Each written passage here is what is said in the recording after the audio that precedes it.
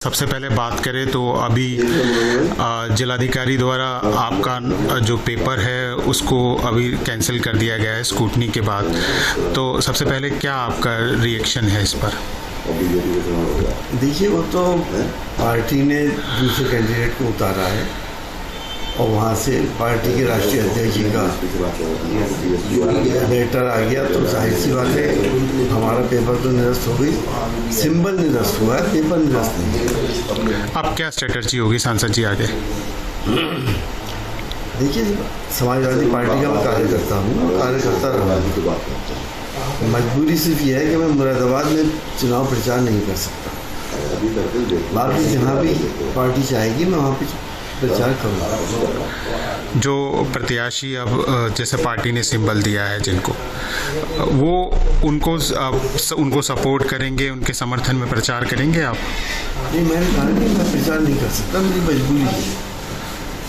तो मेरे अपने लोगों के दिल टूट जाएंगे जिन्होंने मेरे लिए मन्नतें मानी हैं, जिन्होंने मेरे लिए रोज़े माने हैं, कुरान ख़वानियाँ करी हैं, दरगाहों पे हाज़री मानी है, प्रार्थनाएं करी हैं और जिन्होंने यज्ञ माने हैं। अगर मैं ऐसा करूँगा तो उनके दिल टूट जाएंगे।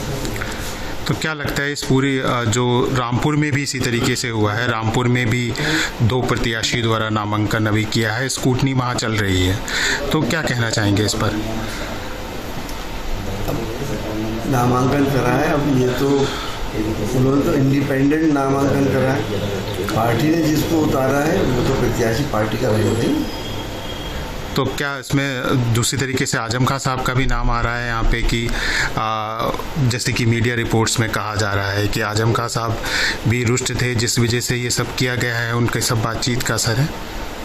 देखिए, मीडिया रिपोर्ट्स में कंफर्म कुछ भी नहीं है कि आजम खान साहब को खुश करने के लिए यहाँ पर मुरादाबाद में उनकी कैंडिडेट को भेज दिया गया, लेकिन कंफर्म नहीं है, इसलिए हम क्या कह सकते हैं इसके बारे में।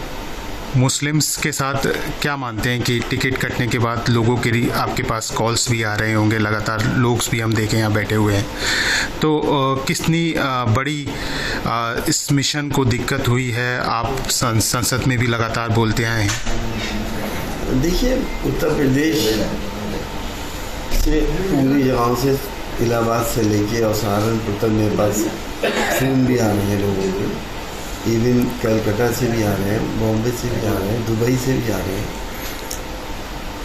लोगों को धक्का पहुंचा है। मैंने मुस्लिम सियासत, क्या मैं ये नहीं कह रहा कि मैं मुस्लिम सियासत ही कर रहा हूँ, मैं मुसलमान क्योंकि सबसे ज़्यादा इस वक्त टॉर्चर्ड है उसकी आवाज़ उठाता हूँ, उसकी इंसाफ की बात करता हूँ। और चाहे वो मुसलमान हो, चाहे वो आदिवासी हो, चाहे वो दलित हो, चाहे हिंदू भाई हो, जहाँ पे भी कोई टॉर्चर होता है तो मैं आवाज़ उठाता हूँ। वो मैं उठाता रहूँगा, आप लोगों के माध्यम से उठाता रहूँगा। सिर्फ पार्लियामेंट ही थोड़ी कोई प्लेटफॉर्म है।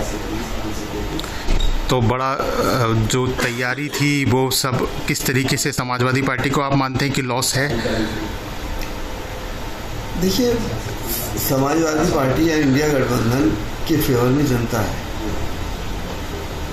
और हमें उम्मीद है कि जनता बीजेपी को हराएगी। समाजवादी पार्टी के आपने कहा कि कार्यकर्ता हैं, अब आप पुराने कार्यकर्ता हैं, तो प्रत्याशी को क्या कहते हैं कि कितने प्रतिशत समर्थन मिलने का जो लोग आ रहे हैं, कितने प्रतिशत समर्थन उनको रहेगा और किस तरीके से पूरी चुनाव रहने वाला है? क्या स्ट्रेटजी रखनी चाहिए, चूँकि आप कार्यकर्ता हैं समाजवादी पार्टी के, आप बता रहे हैं? देखिए, मुरादाबाद के अलावा सब जगह प्रत्याशी के साथ लोग काम करेंगे, जनता जुड़ेगी। मुझे पूरी उम्मीद है कि गठबंधन की जीत होगी। और रामपुर को लेके क्या कहेंगे? सेटल हो जाएंगे वहाँ के इश्यूज भी।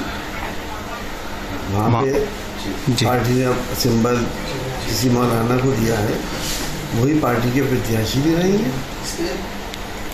आसिम रजा साहब ने भी वहाँ नॉमिनेशन किया है, समाजवादी पार्टी ही लिखा हुआ है अभी तक लिस्ट में उनके नाम के आगे भी, और मोहिबुल्लाह नदवी जो है उनके नाम के आगे भी समाजवादी पार्टी ही लिखा हुआ है, जो प्रशासन ने लिस्ट जारी की। सिंबल जिसके पास होता है वो प्रत्याशी होता है उस पार्टी का। सारे थोड़ी लिख सकते हैं इस बात को। तो बड़ी जी सिंबल अगर वहाँ पे मौलाना के पास है तो वही प्रत्याशी।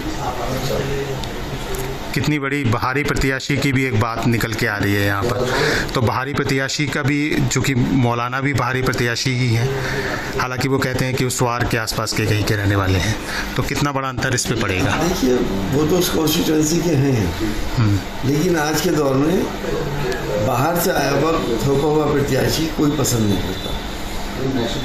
वोटिंग परसेंटेज पर असर पड़ जाता है। चाहे वो मुरादाबाद हो, मुरादाबाद में इस दर्द को बहुत झेला है। जब भी बाहरी प्रत्याशी आया जीत के चला गया, उसके बाद मुरादाबाद को भूल गया। मुरादाबाद के रहने वाले को तो इंसान हर वक्त पकड़ सकता है। बाहरी प्रत्याशी यहाँ पे लोग पसंद नहीं करते। हमारे साथ भी एक बाहरी प्रत्याशी ने साजिश रची और एक दूसरी बाहरी प्रत्याशी ने जो यहाँ पे लाके खड़ा किया। संसद जी, क्या आपके पास भी कोई पत्र उसके बाद भी आया था, समय निकलने के बाद 3 बजे के बाद समाजवादी पार्टी की तरफ से? जैसे बहुत सारी मीडिया रिपोर्ट्स हैं, उसमें कहा जा रहा है कि एक पत्र आपके पास आया था जिसको आप लेके पहुंचे भी थे आपके कुछ कार्यकर्ता, और वहां पे जिलाधिकारी द्वारा समय निकलने की बात कही गई थी।